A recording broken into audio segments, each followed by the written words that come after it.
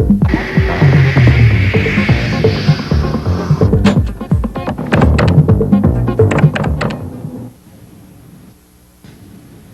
everyone, welcome to the American Computer Enthusiast Show. My name is Steve Reeves and I'll be your host. It's going to be a great show. This is the first show of our new season. We actually have all 4 hosts on tonight. We're going to be talking about all kinds of great things. What's new, what's hot, what's not, how to get in touch with us, all kinds of stuff. So stay tuned and we'll be right back. Hi everyone, welcome back to the show. In case you just tuned in, this is the American Computer Enthusiast Show. And all we do is talk about computers. We have 4 hosts on tonight. Actually, I'm the host, but we actually have 4 different hosts. And we talk about all kinds of great stuff. But what we're going to do is we're going to talk about who everyone is so you know that we're really qualified nerds. We're all computer nerds. First, I guess you know I'm Steve Reeves, but we'll go around the table. First person is James DiMaggio. James, why don't you tell them a little bit about you and what you do. Well, I'm the service manager for Avis Computers. We're a Novell Gold dealer over in the Heights, and we're also Lotus Notes authorized and Microsoft certified partner, and pretty much every certification you could probably carry. I'm Chief Techno Wonk, and Did you say that on your business card? Techno Wonk. That was what my title. I wanted my title to be, and the boss said it wasn't professional enough. But been doing this, I've been a technician for about 14 years now. Prefer the hardware side and dabbling in the Windows and NT and beta markets and trying to see how fast I can really make the machine go and still keep it compatible. So you are sort of our network. Yeah, I do a lot of networks and a lot of hardware stuff. That's pretty much my end of the game, and then I play around in Windows and so forth like everybody here does. Right. So we all have our own little things that we try to do. And you've been on the show you've been on quite a few times as a guest, but you started hosting last year, I guess. Right, this is my 2nd season. Ooh, Great. I got returned even. Yeah. They didn't fire me or nothing. Yeah, I have tenure now. Oh boy, still the rookie. And I am the newest host for the group. So I'm the one that makes the most foul ups, and you can see it. You also talk the most. I also talk the most. But we have to make it last an hour, so it's all right. And the next host is Carlos Ramirez. Why don't you tell us a little bit? You've been on a long time. Carlos, the host. Okay. Carlos, with the most. Carlos, and with PC People, and we're a reseller here in Houston, software reseller. We sell peripherals. I'm a vice president now of sales, so that's what I do, sales. Been there 5.5 years. So we do, PC stuff mostly, dabbling in Mac. PC People actually bought a Power Mac, so we're kind of PC People / Mac people now. And the emphasis of my work has been for the last few years in the education market, academic markets. But I have a lot of experience with computers. I used to say I didn't have much because I bought my first PC in '88, and that's when I started learning everything about DOS and about, at the time actually we had Windows. We had Windows 286 back then, so and Windows 386, but I had a 286 machine I was buying for the future in 1988. Now I got a doorstop. and Voting. and just started back then. Before that I used Xenix. Very exciting. Tandy, 8-inch floppies, 15 meg hard disk. We thought we could hold all the information in the world in 15 megs. Right. So very exciting. That's it. What else? That's it. You sure he doesn't talk more than I do? That's a toss-up. It's a toss-up. Toss-up? It is. Okay. Well, It's definitely heavy on that side of the table, isn't it? It's got a little leaning. this is the ham portion. All right, and our next guest host is Graham Pearson. Hi, folks. Welcome to the show. I've been living in Houston since about 1980. And since 1982, I've been messing with PCs. And I'm a software developer. I help develop a piece of software that's used by chemical engineers for designing chemical plants. So I play with, lately, C++ a lot, and we're migrating our software to Windows, so we're using a lot of C++ and Microsoft products. That about sums me up. I have no life other than being a software developer. Just a nerd. Yeah, truly a nerd. Right. And I'm Steve Reeves. And I guess I have the least amount of job, I guess. I mean, I haven't been on the job the least amount. But I work for BMC Software here in Houston. And I don't develop anything there. I just am the PC nerd. That's what exactly I do. Load software, explain how to use it, fix things, you name it. I do all kinds of wacky things with hardware and software. Networks, mainframe, AS400, all kinds of different things. But before that, I owned Total CAD Systems. I did that for a little over 9 years. So that's where I got almost of my experience on PCs, because we had to be able to interface with everything: Macs, PCs, Sun, different kinds of software, printers, plotters, all kinds of wacky things, cabling, networks, all kinds of, you name it, people had to make it work, because CAD is a pretty, what's a good word? You still had to deal with engineers, Yeah. too. A memory hog, it took up all the space, conflicted with everything. So we had to know a little bit about everything. So between the four of us right here, we've got all kinds of different experience. Like me, I'm sort of a generalist, I guess. Everything from, different platforms and things. Graham, more of the programming part of it. Carlos, more software, hardware. Family practice. Family practice.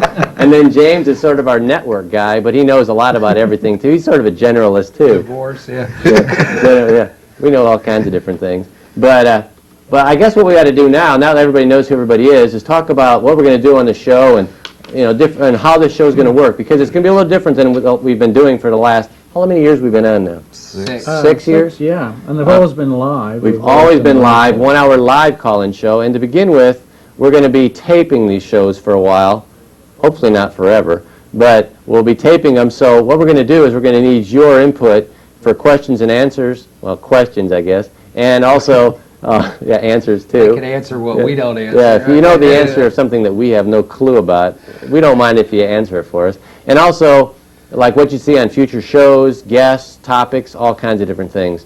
But I guess what we got to do right off the bat is talk about some of the things that have happened since we've been off the air. Lots happened since we've been off the air. We haven't been on since, what, June?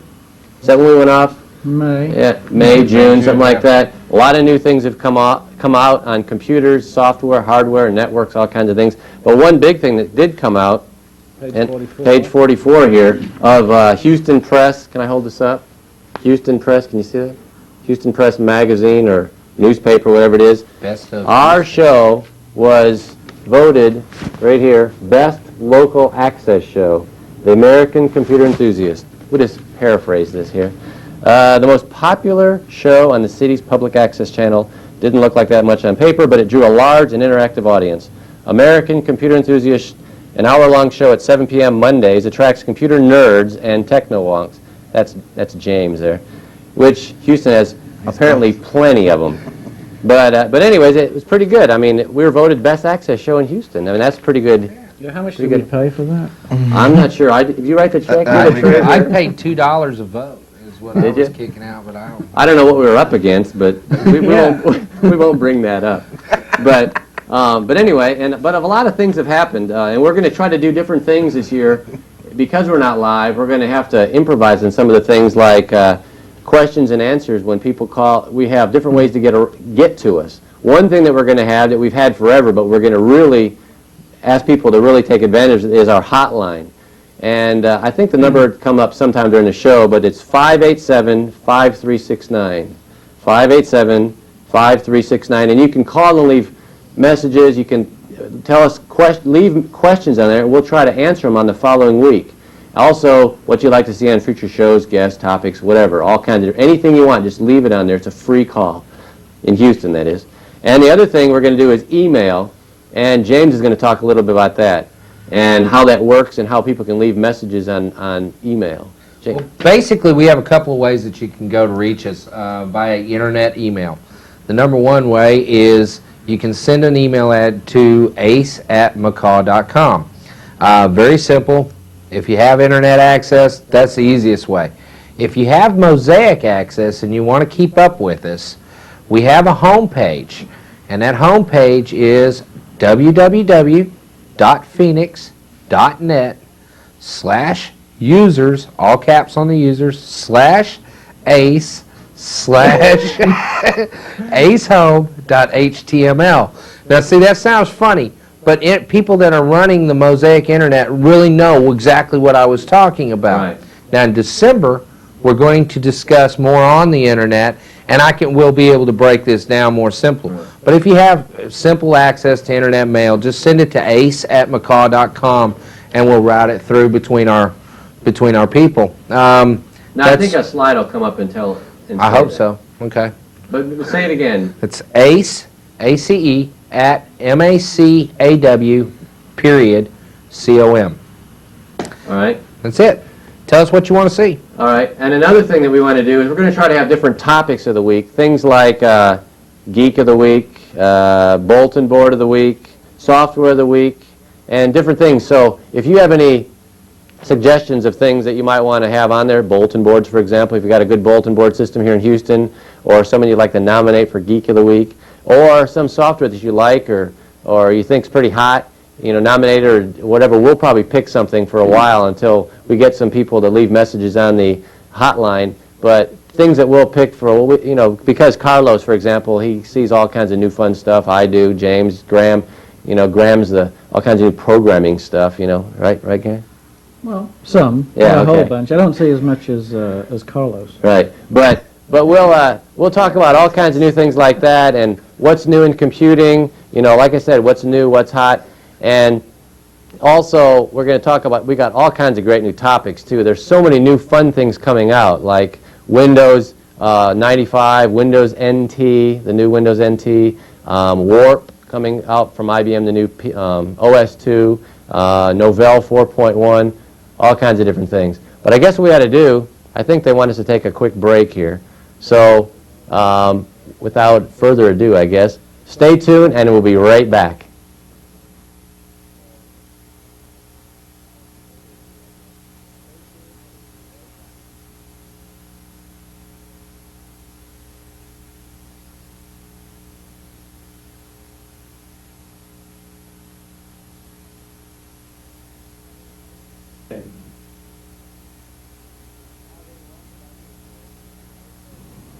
Hi everyone, welcome back to the show. Like I always say, in case you just tuned in, this is the American Computer Enthusiast Show. It's Monday night and we're talking about all kinds of new fun stuff. We've got 4 people on the show, me, Steve Reeves, we've got James DiMaggio, Carlos Ramirez, and Graham Pearson, the 4 hosts of the show. Like I said earlier, this is the first show of a new season, and we're going to talk about all kinds of new software and hardware that we have. Carlos brought some fun stuff and Graham brought some fun books. So I guess what we got to do is start off. Graham's going to be the official software and hardware holder-upper, and Carlos and James are going to be talking about what this all is. So what's the first thing we have here? Okay, Carlos, tell us about this. Well, I figured we'd start out with this one because it's the heaviest box and we got to get it off the table. But actually, this is a Colorado Tracker 350, for those of you that can read. And it's made by Colorado Systems, which is now owned by HP, which is Hewlett-Packard. Oh, I didn't know that. Hey, this is HP? news you can use. Okay, so in the past, the big sellers were the 120s and the 250s. Please do not buy a 120 or 250 because, unless you have an old machine and you just want it, because right now you can get the 250 pretty inexpensive, somewhere around $100. So that's pretty worthwhile if you don't plan on upgrading your computer. But as everybody that keeps an eye on the paper has noticed, the price of hard drives has dropped dramatically. So they had to increase the capacity of tape drives. And this was a simple one. They just do a ROM, which is one of the EEPROM, a programmable chip in the machine. It'll increase the capacity and use a different tape. And that's how they get 350 megabytes. Mm-hmm. And James will explain to everybody in a minute about this, because it says 350, it's really 170. Well, okay, I'll do it now. Okay. All right, when you buy a tape, there's a DC 2120. We'll use, just to keep everything standard, 3M lingo here. DC 2120 is a 120 megabyte tape. Pre-format. Okay, if you buy it pre-format, you buy it with a XyMat format. Okay. That tape's 120 megabyte tape, 120, but when you use compression type software to back up, will put on 240. And then the tape manufacturers jointly across the board, they just say Jumbo 250, iOmega 250, Tape Store 250. Everybody calls it 250, but it's really like 240. They should all be sued. All tape manufacturers should be sued for false advertising. Okay, It and may give you 240. You might want to qualify that. right, it may give you. Okay, If that's you're if you lucky. get 2 to 1, right? Right. All right. Now the Colorado Tracker is a portable unit. It's kind of neat because you can just plug it into the parallel port and you run its software. It comes with DOS software and a light version of the Windows software, and it's real nice. Okay. And it does about 8 megs a minute streaming through across. Again, this is under laboratory test conditions. But the important part is the 350 is going to really be like 340. And you have to use this new tape called the DC 2120 XL, which stands for extra long, extra length. Okay. That gives you your 350 or 340 capacity. All right. It's a cool thing though, because they have an internal version and then you buy the kit, and it also has an external version. But basically, these are replacing the 250 megabyte tape drives, and that's nice to see them moving forward. The only thing is nowadays 540s and 730s seem to be selling faster than 420s or 300. So Colorado has come out with a new tracker that's a 700, and what the 700 is, uses a different tape altogether. It's a 1/4-inch tape, but it's not the same little data cartridge. It's a little bigger, okay? And it's called the DC 3000, or well, we won't get into that, but it's a DC 3000 tape, and you need the XL. All right, the XL can have a compressed capacity of 680 megabytes. So it's just like this. It looks exactly like this. It has a 700. And the tapes are available now, unlike this one. And Is that a problem with tapes for this right now? well, right now 3M hasn't come out with them yet, so they're on their way. So They're what on do the you way. use? Anytime. I mean, what do you use now? No, you can use. You can actually. Can you use read, the Zymats, the 2120? right. You can read and write to the old 250s, okay, or the Zymats, DC 2120 Zymat format. Okay, but again, you're only going to get 250 meg capacity. Right. The XLs will have the higher capacity with, or 340, whatever you want to call it. Right. Now the 700 is available now, and that's a good deal. It's a tracker. It's a portable 700 drive, so you can put it from machine to machine, and it's a nice little way to do a backup. It says on here, it says it'll do 200 megabytes in about 40 minutes. Is that right? Well, I don't know. How much is that? 40 minutes? Maybe, yeah. That's 6 about right. megs? Okay, what's 5 this minutes. next software? Okay, this is a new series of software what's actually not that new. It's been around for a while. It's by Hyperglot, and this particular one is distributed by the Learning Company. It's the Learn to Speak Spanish version 4, and it's a CD-ROM product. And what it is basically it has native speakers, it has recorded video and sound on a CD-ROM, and you probably want a 486 machine to run this software. I haven't used it myself, but I understand from several people that they're really neat, that really works for them. You can sit down on your own time and go through their lessons. This particular one goes from basic to intermediate. Okay, so if you're following a flow in like a school course, you'd be through intermediate Spanish. Okay. And also they cover different products, different sections of the language like pronunciation and verb conjugation, all that. It's all listed on here in a nice little chart. Actually, these are nice. I'll tell you what, this is a great thing on all software products. When you have these little flip open things, and they have a little nice chart, okay? This chart can kind of give you an idea of what it can do and what it can't do. Because generally they tell you what it can do, and from there you can figure out what it can't do. When it's just text, this is the way all software used to be. It's just text saying we can do this, this, and this. But you couldn't figure out whether it could do what you're trying to do, and it might not be able to do that. And they're not going to say we don't do this on their box. So these charts are kind of nice, make it easy to read. Okay. I was trying to follow that. You want to do Yeah. that? You want me to- Like, can't do thing. Yeah. Okay, well, let me just say, okay, Oh. with the chart, they cover everything they can do, right? And sometimes when you're looking to do something with a particular piece of software, when they're doing a text type advertisement on their box, they're not going to sit there and say, well, we don't do this and we don't do that, right? So if you can look at a chart and say, here's everything we can do, if it's not on there, you know it can't do what you want it to, right? All right. Okay. Got it? If you say so, Carlos. If it doesn't say it in text, One more then thing what's the about difference? those. Those come in different languages, French, Good. German, Italian. And English. Also, and no, not English.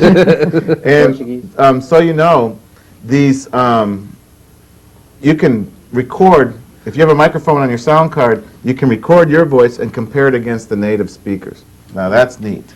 So you can really, you know, you can hear how your progress. Right. And that's kind of neat. But you need a sound card with a microphone. All right, Right. All right, next. we'll give you a rest, and James can James talk can do about this. this little beauty. The third piece of software you should install onto your brand new computer is right here.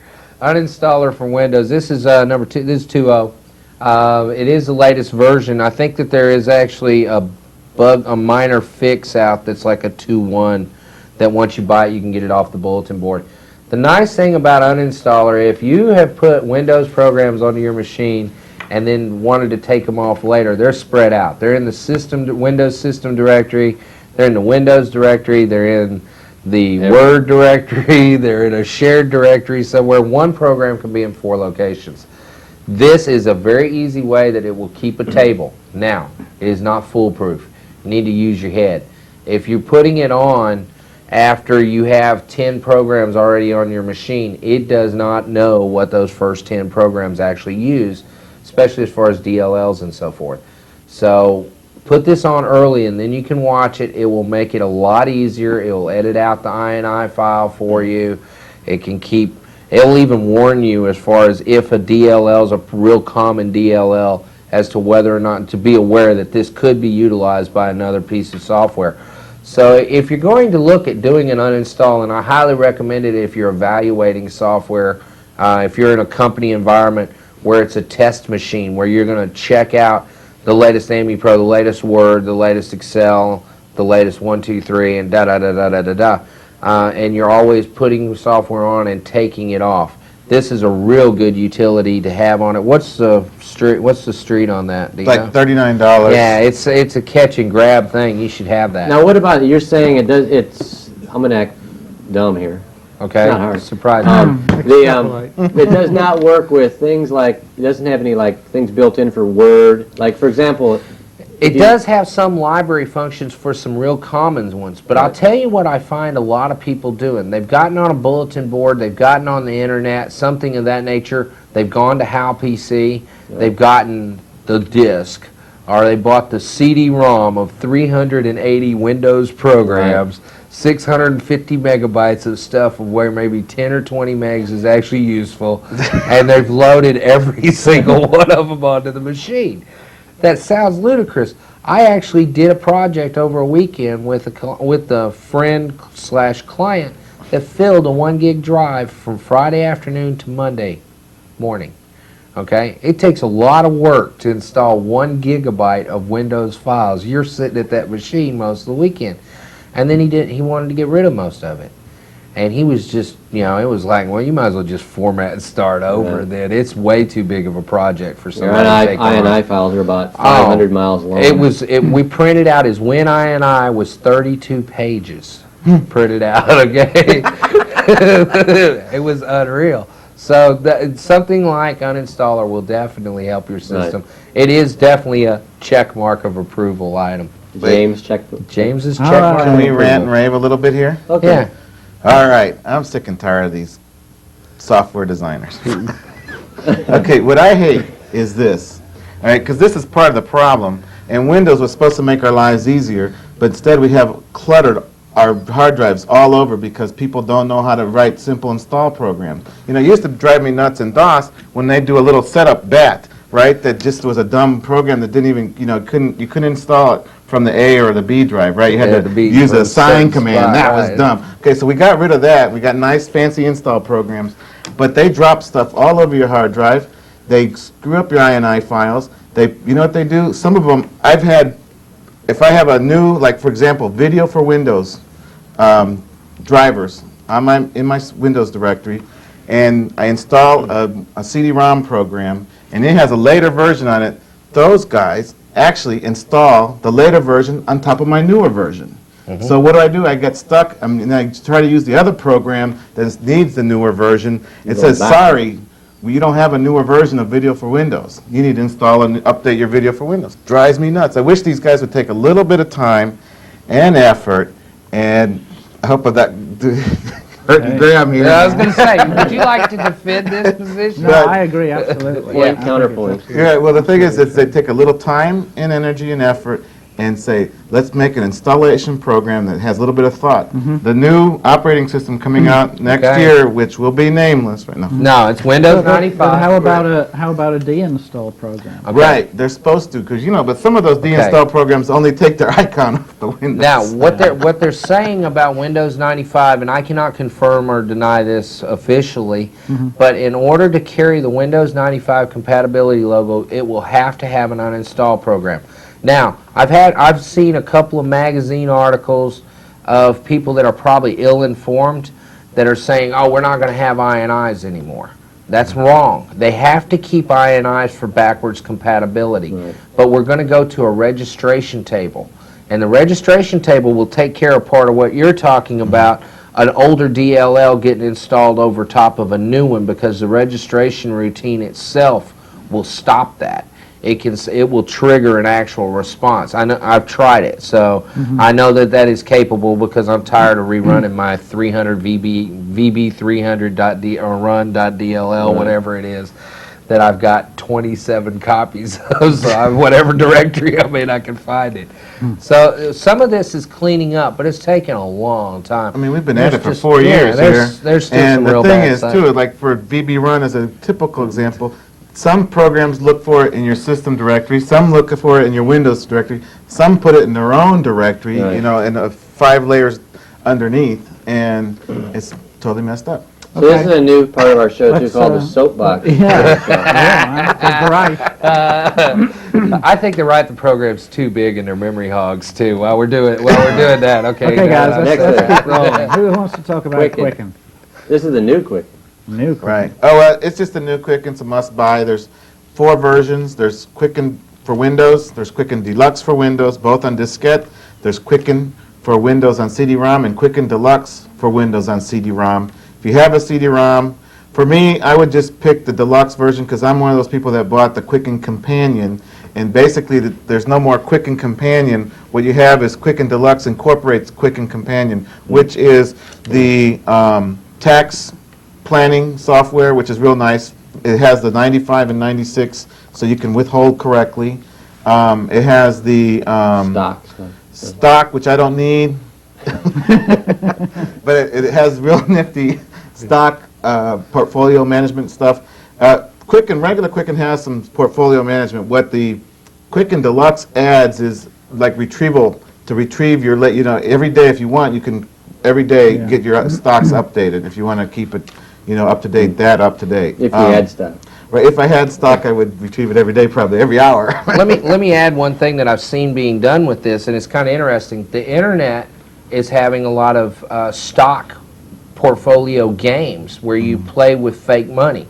Quote.com's one of those services, and there's people that are competing against each other with their portfolio, and they're actually writing out the code to Quicken compatibility, to where you can go into the internet and bring your portfolio down and check that actual day's prices. And some of these guys are real serious about this. I tried to play it for a month and got whacked so bad. I was like, well, I'm glad it wasn't my money. I'm glad it wasn't real. But there's some functions that are coming in with that. What about Quicken for Microsoft Office? Have we heard rumor? Are you going to say that it's now owned by Microsoft? Well, I was going to say that this is the last version of Quicken you'll see that's done by Intuit, sort of. They kind of merged or did something. It wasn't like an actual buyout, but I'm not sure what the actual term is. But Intuit is part of Microsoft now. Also, Quicken Deluxe, though, it has the home inventory, and it's a real nice home inventory deal. It's a little question answer. Let's go to your living room and ask you what do you have in your living room. And it's a nice thing for your insurance. Right. But it is now Microsoft, so we're not sure what's going to happen. Right. So next Now thing. here's a big software developer, Intel. Let's talk about this product. What?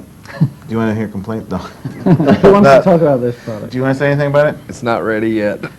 I said it, okay. So this isn't our software pick of the week then? No, but it's an interesting, it's This a gets the concept. thumb down. Fun thing. Actually, it's a good concept, and what it is, I'm not sure what's going to happen with it in the long run, but what it is it's basically a remote control type software that two people can work on the same document, sharing notes and markups, and you don't have to be next to each other, or you don't have to be in the same department, or anything like that. You could be across the WAN, across the LAN, or across the telephone line, and you can mark up, say, a budget or go over a budget with somebody that you have to deal with.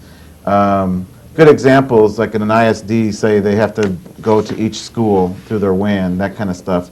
Or a presentation, if you're meeting somebody in Austin and your other office is in El Paso, well, and you're in Houston, you can get together over the phone lines and do the final touches on your presentation, whether it's PowerPoint, freelance, or whatever, and say, okay, this is cool. Instead of trying to do it, you're going, oh, that slide with the graph on it, on the So phone. does this have a chart inside of what it can do and can't do? Well, no. But anyway, this is version Touche. 1.6, so I guess we're recommending this you is wait just so you for, know, it does require a modem to work. This is one of these. This is hard to find out. It assumes that you would know that you have to have a modem. Right. People buy this stuff and they get home and they can't use it. And then you're going to need a second phone line if you're going to talk Right. to them voice You also. have to have Yeah. a second phone Two line for a lines. voice Okay. until Okay. everybody licenses multi-text. So this gets The basic Simultaneous thing voice is and we're data not to the speed really to where we can Right. actually handle video across the phone lines real well yet. Well, Creative That's the Labs, big did deal. they just not release some sort of a new Yeah. thing Yeah, that's they supposed to did. work on Yeah, regular they phone did. lines? What James is talking about is the other ProShare product, which is a video conferencing that Right. uses, it requires ISDN lines /Bs or whatever, /2B or whatever, for the video conferencing. And Creative Labs, what they've come out with is one that works on regular dial-up, what we call dial-up lines, regular home lines. Right. But again, the limitation is not the computer or the software really, it's the medium Right. that you travel across. Yeah. All right, Okay. what's next? Who wants to talk about this? James is going to talk about This is this. cool. This is by Drilling. one of my favorite techno walks in Houston, Dave Aldridge and Aldridge Company. Y'all seen him on here with Cash 86. Still gets the check mark of approval. It's still the fastest thing. Yeah. Tink, tink. I love that program. Can we This- mention CRN? Good. CRN voted Cash 86 one of the best products. I didn't It's a see- national, I didn't see international. that. It's Very in- good. Yeah, it's that blue pages they had with Oh, all the okay. best software. Outstanding. Cash 86 under Good deal. utilities. Houston Company. Check Yep. mark. Houston boy does us proud. Yeah, it does well. This is CD Cabin. One of the things that we're finding in the CD market is I have 6 different Kodak photo CDs, and I need to know where bears are on that. I need a clip art of a bear that I want to pull up. Going through 6 CDs is a real headache. What this basically is a document image. Consider it like document imaging for your CDs. It takes a complete inventory of your CD, of every CD you have, creates an index. That index is annotated to where you can give it long names, polar bear in ice cap type thing, and you can search those annotations. So it becomes a quick retrieval tool. Very, very good for anybody with multiple CDs. Very good in a CD development where they're going to have a rack type setup. It is very quick, and the nice thing is when you want to access it, it does not require you to shuffle the CDs as long as it doesn't need the CD drive to hit at that point, and then it will request the CD. It will play audio files, WAV files, different graphic viewers, your JPEG, your PCX, that type of stuff, GIF files and all that. And it knows what the associations are that it should work with. Very, very nice product. Suggested retail is like $99. I think street is in the mid-60s. Is that about right? I forgot. Nah, it's something like that. Tell them why it's called CD Cabin. Well, because it does link and logging. Okay. Apparently Steve likes that idea, so it's a logging Doesn't take much to keep me cabin. happy. Very, very nice Log product. Pretty new. It's only been out a few weeks. Oh, okay. It has a log cabin on the back of it too. But you can click on it, and it's just a nice way to organize. If you're getting like me, where you're buying 30 packs of CDs that have a multitude of things on them, especially utilities, it's Right. really nice for being able to go right to what you want. Well done, Dave. Check mark of approval. Well, All right. well done, Dave. Okay. Here comes the Good Here job comes fun. the final piece of software. This I know is who's the gonna- Techno Walk pick of the week here. I need to be. I'm Here going we to buy go. one. Yeah, we need- Here, let's pull the we need to watch give, out. This is the coolest thing in the world. If we can get Right it out, now. it's This week. Next to grand. It's the coolest thing in the world this week. Don't ruin the box. We gotta sell it. Here. You hold it up? Oh, you want to hold it? Okay, this is a. Well, let's show some things that it can. Yeah. This is it. This is the coolest. Yeah, as the cameraman Are we- scramble to get this done.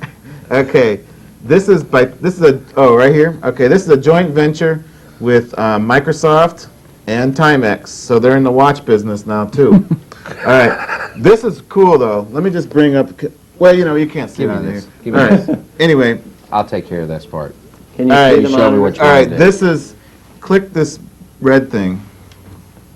What it does is it works with a piece of software. It comes with this piece of software, okay? This software is like a Schedule Plus software of Microsoft. And what it does, it holds not addresses. That's in the new expanded version. This holds telephone numbers, both home and pager, work. It has appointments, to-dos, and anniversaries. And you log them in here, and what it does is it shoots barcode information from your screen into the watch. So you click the watch till it says, for example, you do, okay, here's the different modes, like phone mode list, comm mode. So it's in comm mode now, so that means it's ready to receive information from your computer screen. So you go to your computer and say, okay, I want to transfer all the new phone numbers. Click on it, transfer, and it shoots it. The screen turns black and some white lines appear and it starts going, and it starts making all these things and shooting it. What it's doing is shooting barcode information at this little electric eye here. The watch receives it. It can hold up to 70 appointments on this watch, and you can use alarms with it. So it's really nifty. It's $99. It's a perfect toy for Christmas. And we have one salesperson at the office that this is what he's been using. This is actually his watch, and he's got everybody's number on there. And Can it tell the time?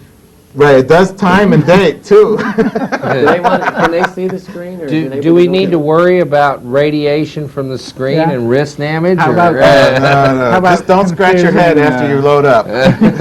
How about confusing the checkout at Kroger's? Yeah, but it's actually a very neat thing. So like what he did, he programmed all sorts of stuff in there for his Saturday schedule, like go to Discount Tire 7 a.m., go fill tanks and all that. It just calibrated the screen there, but let's see, we'll just go right to the, this is the software. Can you see that? I don't know if you can. Yeah, We we haven't can. really tested. We weren't ready to show anything on the They can see it. deal, but you have appointments, anniversaries, you can set different times, phone numbers, to-do lists, and alarms. So it's nifty. So you can have it click, and you can actually know what you have to do. You can scroll through. So it's just a new step in the right direction. All right. Watch this space. But that's pretty neat, and it is a Windows program. Correct. It's Windows. All right. Okay.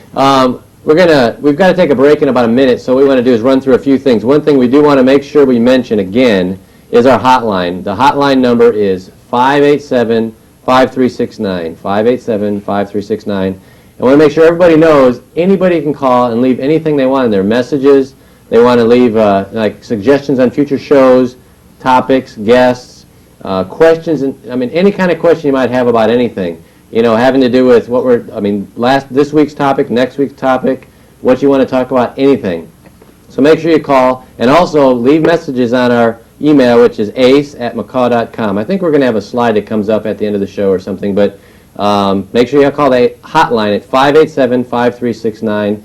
But we're going to take a quick break, so stay tuned, and we'll be right back.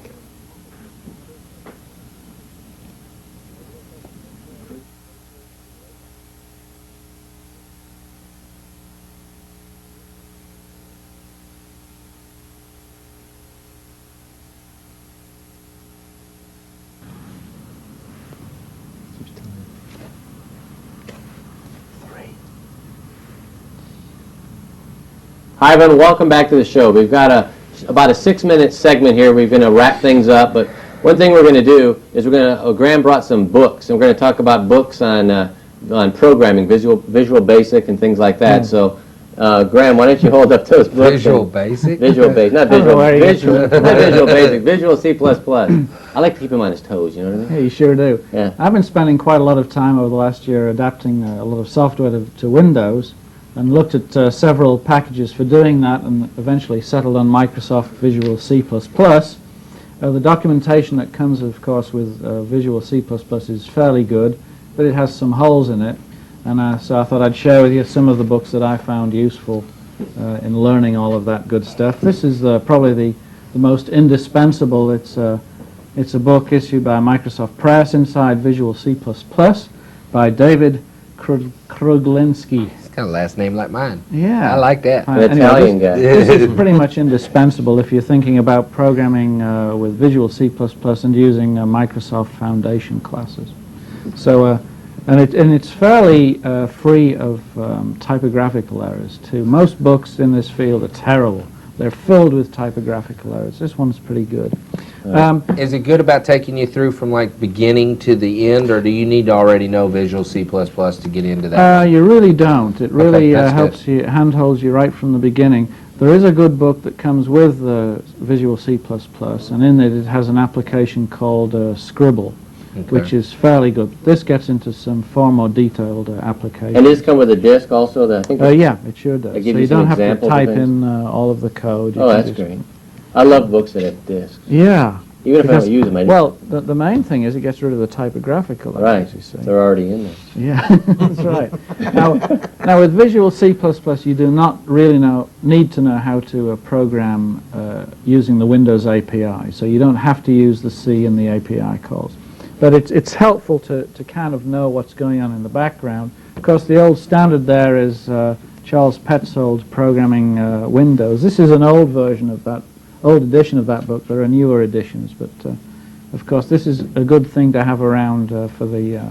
Actually, it does have some good information in it, but it's not a have-to-have book.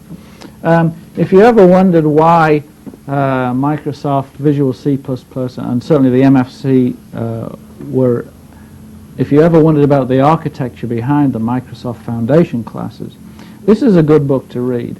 It's also very helpful for learning C++. It's called Windows++, and it goes through the steps of developing your own MFC-like classes for simplifying the development of applications for Windows. Good book, well written. However, this is probably the worst in terms of typographical errors. It's laden with them. So it keeps you on your toes. It's the kind of thing pretty that dry reading, though. Yeah, you either read it. Yeah, can you tell? I've read this a few times. The pages are falling out. And finally, if you really need to check your own knowledge of C++, this is a good book. Scott Meyer's Effective C++. Got lots of little examples in it on how to write C++ and how not to write C++. So that's the last recommendation on my list. All And that's it. And where That's can you my, get books like this? Like I usually go to Bookstop. Bookstop? Yeah. It is a great place. PC People sell PC some of the books also. Do they have? They have a lot of books like Blatant this? plug. That's But good. you'll find in Bookstop that there are now shelves full of books Right. on how to program. That C++. whole upper area Yeah, is just but most of them loot. regurgitate the same old stuff stuff, over and they're and over. really not very informative. Yeah. I'd try with these four, and then having looked at particularly the Inside Visual C++, then go back and look at some others. But you'll find that most of them have the same old stuff in them. Internet's the same way. Everybody's publishing the Right. same Yeah. information. There's hundreds of internet Yeah, books now. they're all A over. general rule of thumb for books in general In general, Rule of thumb. is this a general thumb, rule? general rule. is that when you go and sit down and read them, and you see people doing this, you pull them off the shelf, and there's usually a computer book will have at the beginning a section called About This Book. And what that tells you is who it's for. If the book is for an intermediate user, a beginning user, advanced concepts, that kind of stuff. What we found, and we carry several lines of books for general applications, not too much in the programming stuff, but if you want something real easy, We have time left? Oh, we got loads of time. Loads, Yeah. okay. We have more time than we I thought. can talk slower now. Okay, if you want No, don't talk slow. general, easy, like if you want to learn how to use a specific application, say Lotus 123 or whatever, Right. these books called Step by Step from Microsoft Press, they come with a disc. It's Those a are good. faced, straight out tutorial. It's really nice, okay? And the thing is, it's not a whole lot of work, because see, Microsoft Press also publishes the running series. Running series is more in depth than the step by step, but again, you have to sit there and do a lot of stuff. And also the Q books. I like the Q books. They're general, all around, not too advanced, but like beginner to high intermediate. So, My favorite books are the book dummies books. oh, you like the dummies? Those are good. He's got almost every one of them. Yeah, those are good books too. They're I hot mean, it's sellers. amazing how many things I learned by reading those. I mean, things on everything from Unix to NetWare to DOS, Windows. They give you all kinds of little tips and tricks and techno nerd sort of stuff. And cartoons. Did you see that the new Windows 95 book is out by Microsoft Press? Right. It's not even shipping yet. The book's already But it's out. still You in can buy it beta. on your bookstore, on your bookshelf now. Yeah, but there's It's something about that available. book. Can't remember. I read about it. It's not really There's nothing it's on not the a pages. manual. No, right. It's a beta book. It's a beta book. Yeah, it's not a release. Fill it in yourself. No, it has something. I think it's what it is for beta testers mostly, Oh. and for them it's exercises to do in the new operating system. Okay. So it's not like a reference book per se. Okay. It's Yeah. general rule of thumb, kind of. All right. General. It's a general rule of thumb, kind of general, not specific. Okay. I guess what we got to do next is talk about some of the shows we want to do. And we want to make sure we make everybody call in and give us suggestions, because we really will listen to these hotline messages and also read the email. But we need to have suggestions for shows, topics, whatever. Guests, if you know anybody that's good, anything that's coming out, hot software or hardware that you might want to, have a show on here. We'll see if we can get people to come in and talk about what's going on. But again, we want to make sure we leave the hotline of 587-5369. I should memorize that. 587-5369, and our email address is ace@macaw.com. But James, why don't you start? What is some of the shows you want to do? Well, I'm going to do two shows that I know of right now. Number one, I'll be in Vegas next week. Well, while this is airing, as a matter of fact, doing Comdex Fall. 190,000 people, they say, is going to be there this year. So that'll be kind of interesting. And I've already gotten one request via email about doing an internet show. So in December, we'll be ramping up the internet. And I'm working on trying to get the CUC Me set up so that we can actually do live video back and forth to an internet provider and play around with some stuff that way. Send me your questions. CUC Me? CUC Me, that's the name of it. We'll be showing Mosaic, FTP, Gopher, WAS, all kinds of stuff, basically slip level and PPP, and explain the differences and how you too can get connected to the internet. If you don't have an email address, you need to get one. The Information Highway. And I hate that name, blah. I know, it is. But Internet, join us. All right.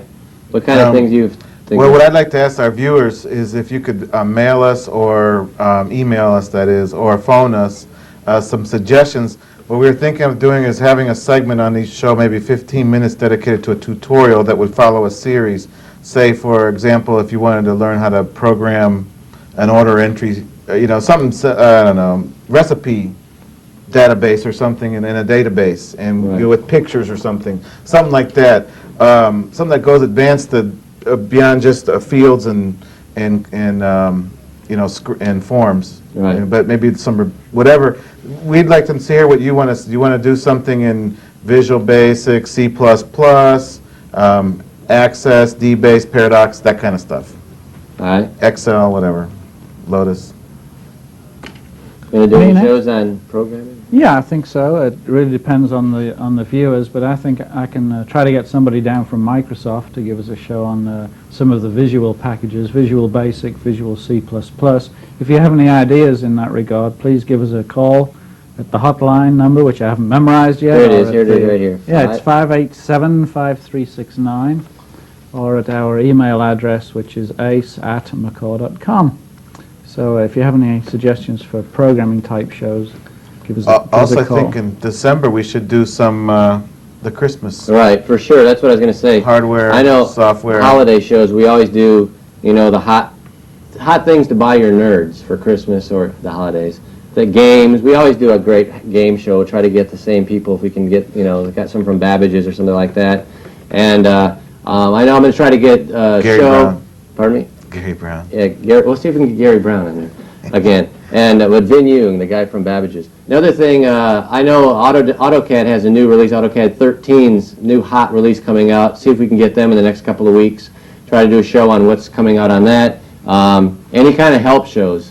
I mean, we could probably do a whole show if enough people send in enough email questions and things and comments on the hotline. And Now, you might remind everybody also that even though this show is going out at 6 o'clock, right. our following shows Right. are going out at 7 o'clock. So don't From this forget point on, we'll be on at 7 o'clock every Monday night. Monday night, 7 o'clock, the American Computer Enthusiast. And by the way, I want to thank my three guests, or three hosts, along with me, Steve Reeves, James DiMaggio. Ghost. Yeah, Ghost. James DiMaggio, Carlos Ramirez, and Graham Pearson. And I guess that's our show. That was pretty fast. So Yeah. stay tuned, and we'll see you next week.